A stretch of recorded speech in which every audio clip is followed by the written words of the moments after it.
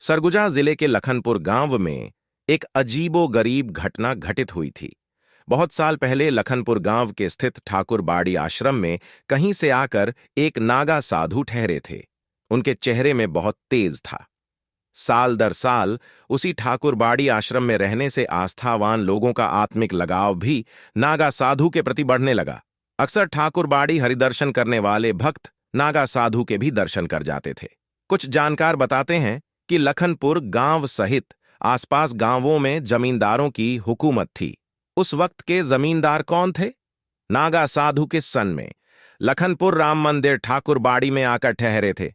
इसका कोई लिखित ऐतिहासिक प्रमाण नहीं मिलता, लेकिन कुछ उम्रदराज पुराने लोगों से पता चलता है कि बाबा को तत्कालीन जमींदारों द्वारा ठाकुर बाड़ी में ठहरने की मंजूरी प्राप्त थी।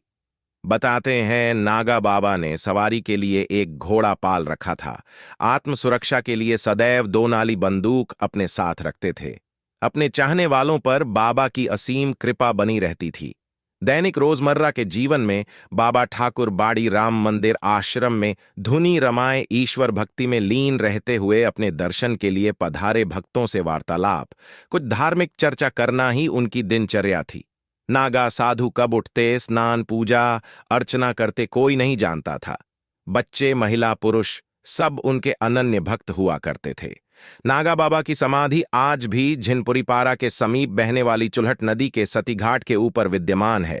खुद अपने बीतते वक्त की दास्तां बयां कर रही है। कुछ जानकार बताते हैं नागा साधु ने इसी स्थान पर अपने आप को अपने ही हाथों गोली मारकर आत्महत्या कर ली थी। लखनपुर गांव के कुछ परिवारों के महिलाओं ने नागा साधु के ऊपर चरित्रहीनता का आरोप लगा दिया था, जिसे बाबा बर्दाश्त नहीं कर सकें और अपने आप को गोली मारकर आत्महत्या कर ली। एक रोज दोपहर में जब बाबा अपने घोड़े का लगाम थामे उखड़े हुए दुखी मिजाज के साथ पदयात्रा करते राजमहल के सामने से कुछ बड़बड़ाते हुए गुजर रहे थे, जिसे जमींदारों के सिपाहियों ने सुना था।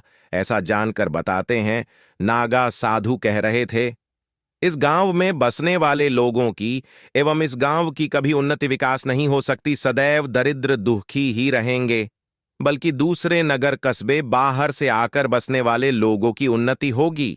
सिपाहियों ने ये राज तब खोला जब नागा साधु दुनिया में नहीं रहे, अपने देह का त्याग कर चुके थे।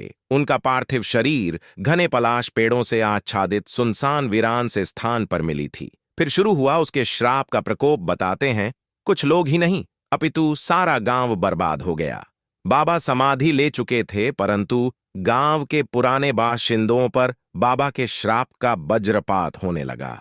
मौजूदा वक्त में नागा बाबा के बददुआ का असर लखनपुर वासियों पर है या नहीं कोई नहीं जानता, लेकिन आज भी बाबा की पूजा सभी त्योहारों पर की जाती है।